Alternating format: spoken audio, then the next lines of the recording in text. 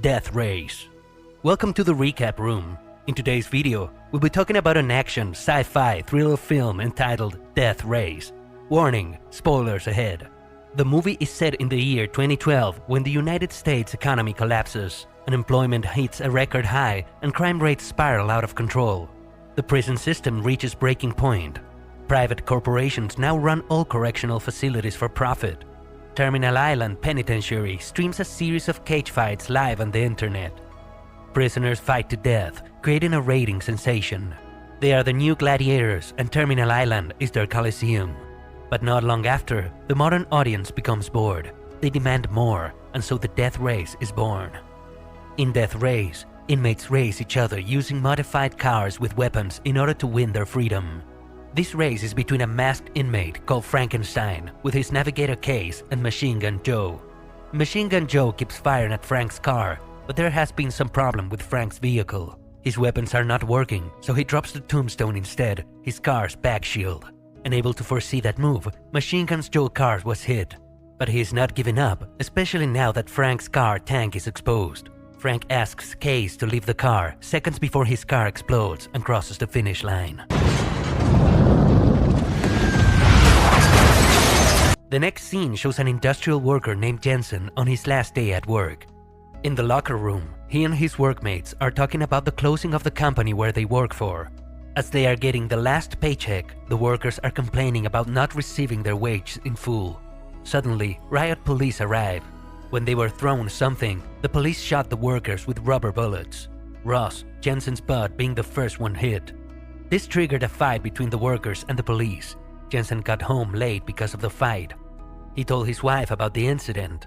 They were having a sweet moment when they heard their baby crying in the room. Jensen checks on his baby upstairs. While his wife is cooking downstairs, a masked man appears and kills his wife. When Jensen went down, he sees her on the floor and from behind, the murderer sprays something at him, causing him to lose consciousness. The masked man then planted the murder weapon in his hand. Jensen wakes up and the police officers are already there arresting him for the murder of his wife. 6 months later, Jensen is transported to the Terminal Island. There, the guard named Ulrich sprays him with water and allows a fellow guard to beat him up. Then they lead him to his cell. The next morning, at the dining hall, some of the prisoners check the new guy, Jensen. The two guys recognize him. Apparently, Jensen is a race driver. He holds the record for the fastest laps at Willard, Union, and Butler. The prisoners suddenly become quiet when an inmate named Pachenko and his pal approaches Jensen. The other guy spit on his food, while Pachenko called him the wife killer. Pachenko was about to punch him from behind, but Jensen stood up and fought back. Suddenly, the guards enter and make them stop. Jensen is then brought to see Claire Hennessey, the prison warden. While looking over his record, she notices that he's a former race driver. She talks about the Death Race and the highly anticipated return of the well-loved rider named Frankenstein. Knowing that he is good behind the wheels, she makes him an offer to replace Frank, a man so disfigured by crashes that he's forced to wear a mask. Unfortunately, Frank died in the operation not long after his last race. She then explains the rules on Death Race. Win 5 races and you're free. She adds that Frankenstein has already won 4, so he only needs to win 1 race and he could go. Afterward, the warden introduces him to the coach and his men, Gunner and Lists. They tour him inside the shop where they reveal that each team has their own shop. Nobody helps each other. Only his team and a handful of guards will know him as the new Frank. His identity will remain a secret because of Hennessey, known to be the judge, jury and executioner here. Coach adds that the audience for the race is reduced in half since Frank's been out and so is the corporation's profit. Back at her office, Claire is listening to their conversation. With only less than a week to prepare for the coming race, they show Jensen the car that he'll be driving, a modified Mustang V8 fastback with 3/4-inch steel plate, fronts and sides, and in the rear, a 6-inch solid steel shield they call the Tombstone. It has several offensive and defensive features, but ammo is only loaded on race day to avoid the prisoners from escaping. Coach tells Jensen he should not think about it because it's impossible. Hennessey's got electric kill switches in all the guns and in all the cars. Plus, they are located on an island a mile from the nearest shoreline. The only way in or out is through one skinny bridge. They continue orientating him at the prison's backyard. The coach says the race takes place in 3 stages over 3 stages. During the first 2 stages, Frank has to try and get rid of as many opponents as he can. The 3rd stage is where speed counts. All drivers have a navigator, which are girls buzzed in from the woman's facility upstate. They help navigate the curves, reload weapons, and help with running of the car. Machine Gun Joe is the only one who has a male navigator because he goes through them so fast it makes the audience squeamish. He cuts each kill into his skin as a souvenir. Jensen then asks about the other drivers, so List goes through them one by one. First, there's 14K, a degree holder and a 10th generation triad. Next, Hector Grimm, known as the Grim Reaper, a clinical psychopath that worships Hennessey. Jensen already met Slovo Pachenko, leader of the Brotherhood in prison. And lastly, Travis Colt, a former NASCAR race driver. Suddenly, Joe and his team approach them and insults Jensen. He says he knows that Frank is in the infirmary and asks Coach to pass him a message. Next time they race, he threatens he goes straight to the morgue. You tell Frank when you see him. This race is between me and him. When they left, a van arrived with some inmate that had been doing work detail. Jensen then notices their GPS tracking bracelets. That night, it occurs to him in a dream that the guy who killed his wife has the same GPS tracker on his wrist. The first day of the death race finally arrives. The warden gives Jensen's Frank's ring and entire attire. As he walks outside the prison's hallway in Frank's persona, and the inmates are cheering for him. Outside, Coach tells Jensen never to talk to the other drivers as part of the mystique. The male inmates rejoice when the female navigators arrive. Jensen finally meets Case, who knows about the secret too. Coach tells Jensen he could remove the mask inside the car since the windows are made of mirrored glass. As they prepare for the race, Jensen asks Case what she is in for, and she admits it's because she killed a good cop for being a lousy husband. Stage 1 begins. Many people are tuned in for the race. This is a 3-lap race, and Hennessey doesn't activate the weapons till lap 2. From the very beginning, the race drivers have been trying to eliminate Frankenstein, but Jensen isn't that easy to beat. Thanks to Case's expertise, Frank manages to go head-to-head with Joe. However, Coach advises him to avoid Joe's car, so Case leads him to a shortcut.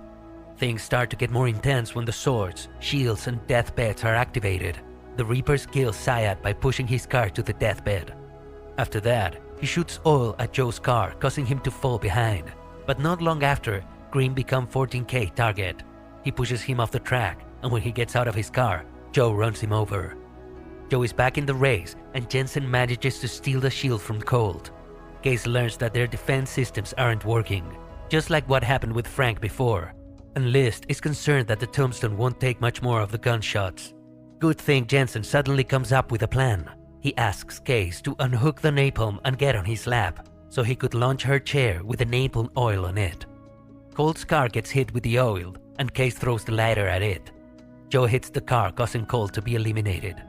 Again, Jensen goes head-to-head with Joe, but he's distracted when Pachenko looks at him and makes the same gesture the man that killed his wife made at him before leaving.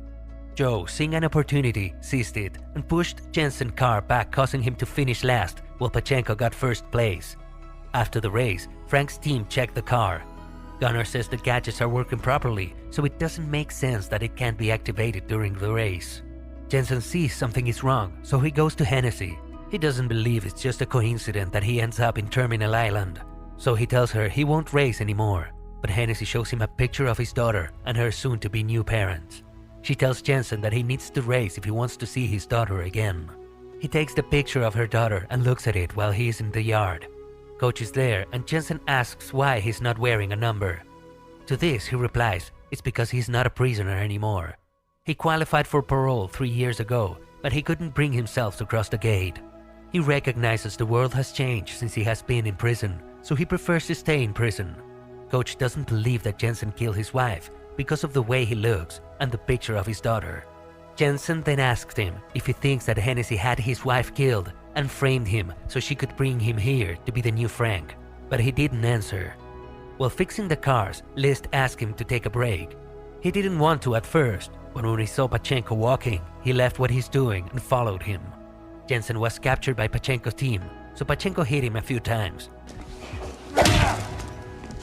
He then grabs a heavy tool to smash his head, but List rescues him by stabbing Pachenko on his back with a pen.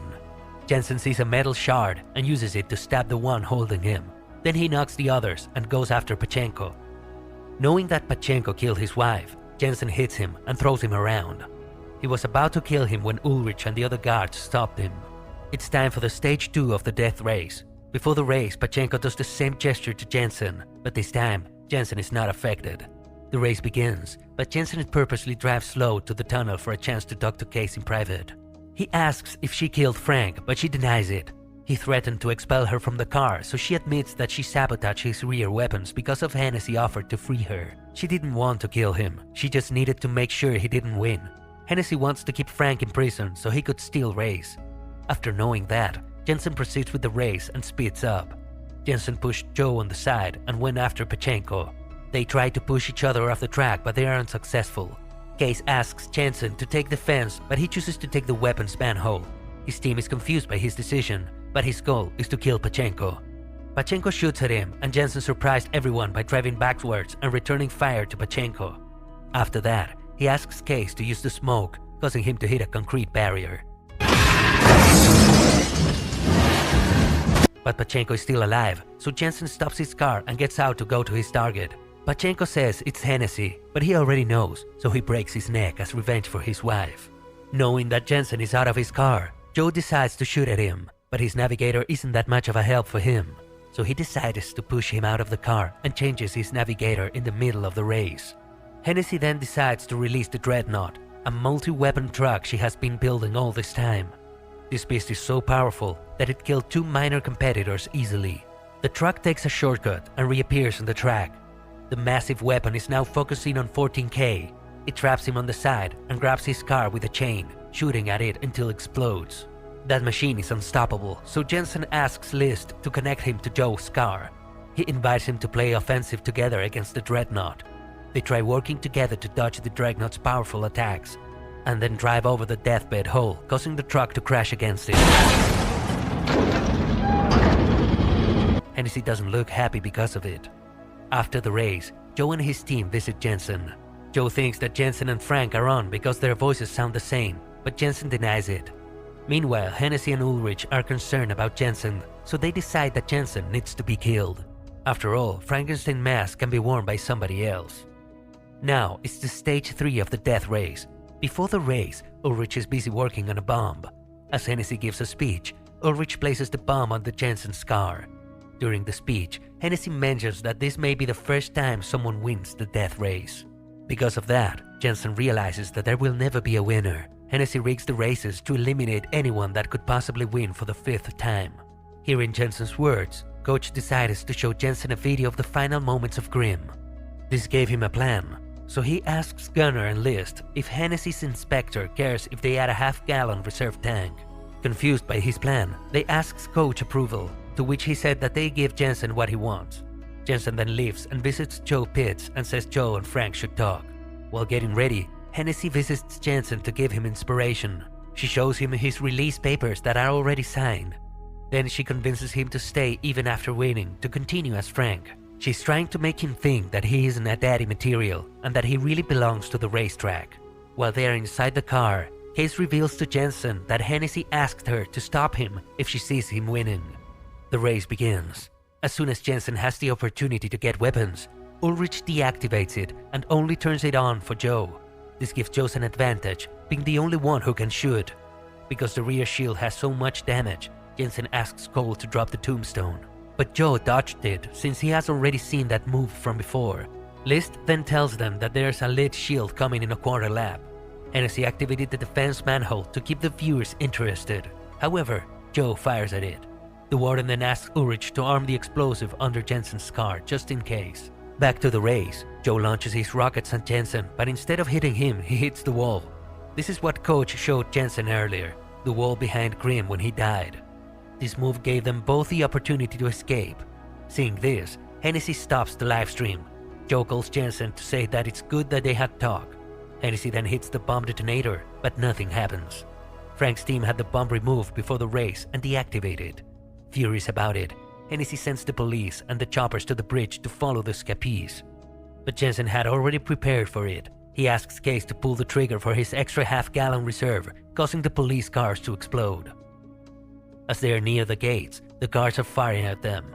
But Joe and Jensen manage to successfully cross the bridge. Joe's navigator was shot, but Joe is unharmed. Then they go their separate ways as planned. Hennessey asks the pilot to stay on Frankenstein. Case agrees to help Jensen get away. She says she owes it to Frank. And besides, Hennessey has already given her the release papers. So they change seats and Jensen jumps off the car. He hides while Case takes the steering wheel. She lured the helicopters away, but not long after, they were able to stop her with a wall of fire. Hennessey and Ulrich thought they got him. Case comes out in Frank's clothes.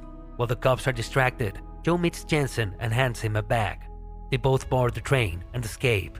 Joe mentions he's headed for Miami, and Jensen replies he'll meet him down there once he gets his baby girl. Back at the prison, Ulrich says they had already retrieved Frankenstein and says that the ratings are off the charts. Gifts are already coming in. Hennessey smiles and says she always wins. She then opens the box and finds the bomb they place under Jensen's car. Coach pushes the trigger for the bomb. 6 months and 2,000 miles later, Joe and Jensen start a new life in Mexico. While they were busy doing mechanic work, a fast car approached them. Inside that car is Case. She greets them and says she had trouble getting her release papers because it took some time to visit. Jensen then introduces her daughter to Case. Then they talk about the racing car she drove. The movie ends with Jensen acknowledging that he isn't a perfect person to take care of his child, but he loves her more than anyone possibly could, and in the end, that's all that matters. Want more movie recaps like this? Then make sure to like and subscribe. Don't forget to hit the notification bell as well so that you are notified on our next uploads. Thank you for watching.